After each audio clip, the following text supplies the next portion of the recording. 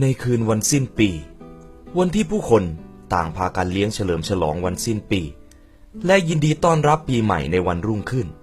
แต่การจัดงานเลี้ยงนี้ก็ไม่ได้เกิดขึ้นกับทุกครอบครัวของเด็กหญิงก็เช่นกันในวันที่ทุกๆคนต่างพากันจัดงานเลี้ยงแต่เธอต้องออกมาเร่ขายไม่ขีดไฟท่ามกลางอากาศที่หนาวเหน็บและหิมะที่ตกลงมาเรื่อยๆความจริงเธอก็ไม่ได้อยากออกมาขายไม่ขีดไฟเลยสักนิดแต่ทว่าคุณพ่อขี้เหล้าของเธอบังคับให้เธอออกมาเร่ขายเวลาผ่านไปจวนจะมืดแล้วเด็กน้อยยังคงเดินเร่ขายไม่ขีดไฟต่อไปเพราะถ้าหากขายไม่ได้และไม่ได้เงินกลับไปที่บ้านเธอก็จะโดนพ่อของเธอทุบตีเอาเธอไม่ได้สวมหมวกเพราะว่าไม่มีเงินจะซื้อตอนออกมาจากบ้านเธอก็ได้สวมรองเท้ามาด้วยแต่ทว่ามันเป็นรองเท้าเก่าๆของแม่เธอซึ่งมันคู่ใหญ่มากมันใหญ่กว่าเท้าของเธอจนเธอแทบจะสวมมันไม่ได้ระหว่างที่เดินร่อนเร่อยู่นั้นก็ได้มีรถม้าห่อตะบึงมาโดยที่มองไม่เห็นเด็กน้อยรีบกระโจนหลบรถม้าและรองเท้าของแม่เธอก็หายไปข้างหนึ่ง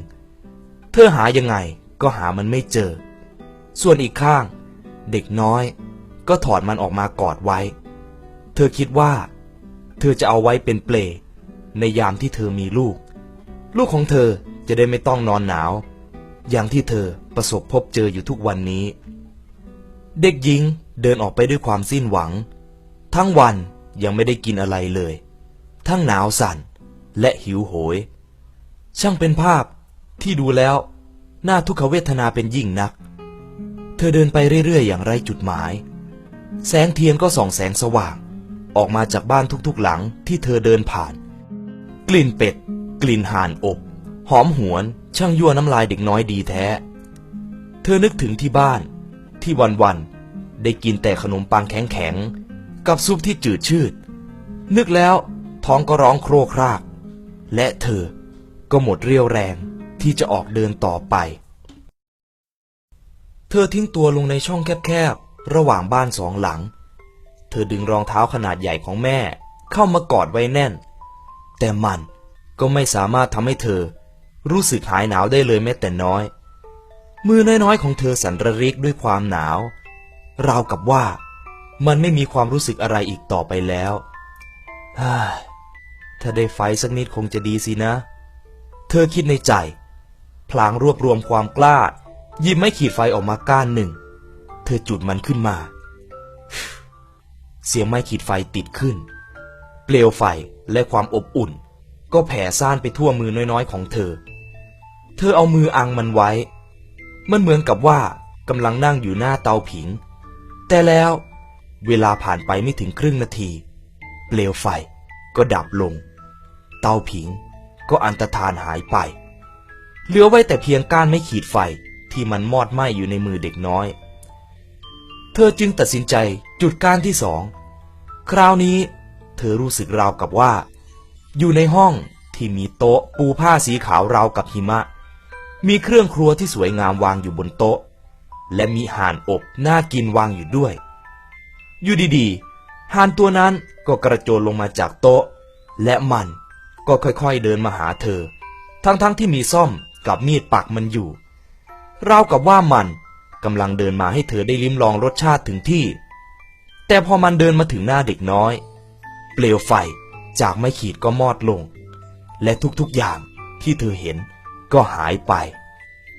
เธอจุดไม้ขีดขึ้นมาอีกก้านคราวนี้เธออยู่ในงานเลี้ยงเฉลิมฉลอง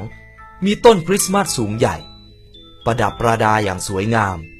เทียนหลายร้อยหลายพันเล่มหลากสีสัน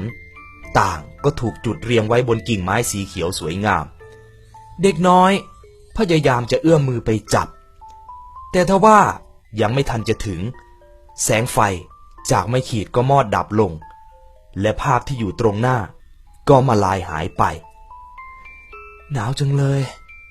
คิดถึงคุณยายจังคุณยายตอนนี้คงอยู่บนสวรรค์สินะเด็กน้อยคิดถึงคุณยายผู้ชราที่ล่วงลับไปแล้วเธอตัดสินใจจุดไม้ขีดขึ้นมาอีกก้าน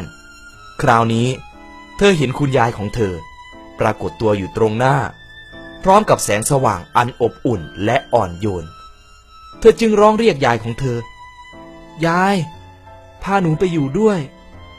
แต่ยังพูดไม่ทันจะจบเปลวไฟจากการไม้ขีดก็มอดดับลงอีกเธอรีบจุดไม้ขีดที่เหลืออยู่ทั้งกล่องเพราะเธอกลัวว่าคุณยายของเธอจะหายไปเหมือนอย่างคราวก่อนแสงสว่างจากไม้ขีดไฟส่องสว่างไปทั่วช่องแคบที่เด็กน้อยนั่งอยู่ยายอุ้มเด็กน้อยขึ้นมาไว้ในอ้อมแขนและทั้งสอง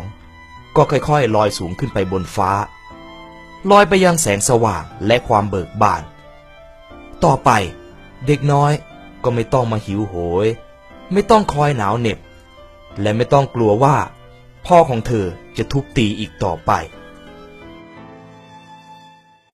วันรุ่งขึ้นช่างเป็นวันปีใหม่อันแสนหนาวเหน็บชาวบ้าน